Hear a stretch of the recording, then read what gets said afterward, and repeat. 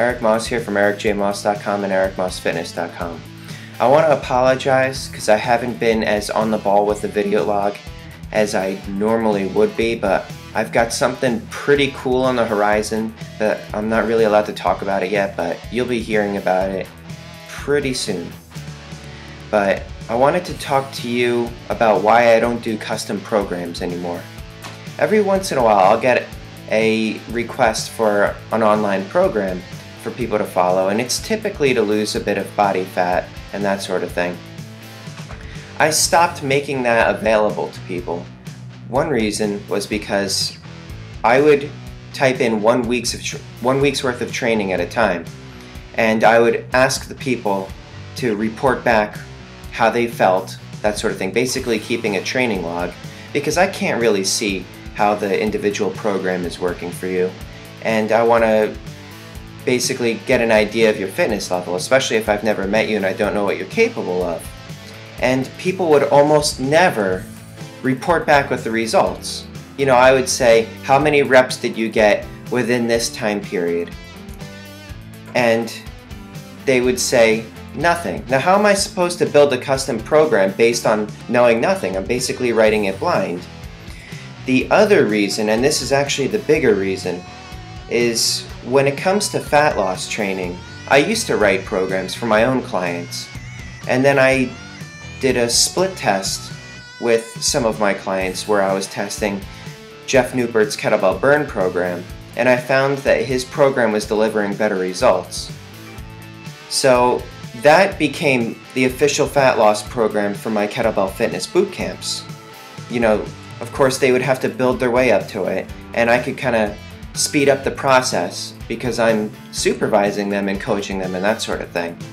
So when people would come to me to write a program for them that's not to be done in person, I can't write a better program than the one Jeff Newbert did, and that would be essentially robbing them of their money, because I would just say, just buy this program.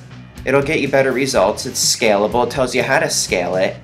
The only thing that you have to do is you have to know what you're doing before you begin the program.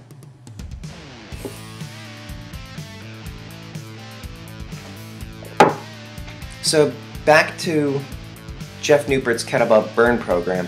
I did an interview with him about, let's see, what was that, maybe sometime last year, where I was trying to figure out why his program was working better.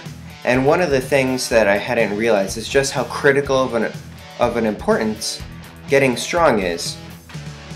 He actually has a specified block that's purely strength training. Then the next block would be metabolic pairings, and that would be in phase 1, and the third block would be a finisher. I'm not permitted to talk about them per se. And then phase 2, I don't remember the exact process, but I actually just printed out the entire program and I keep it in a 3-ring binder, and that's what I bring with me to my fat loss camps.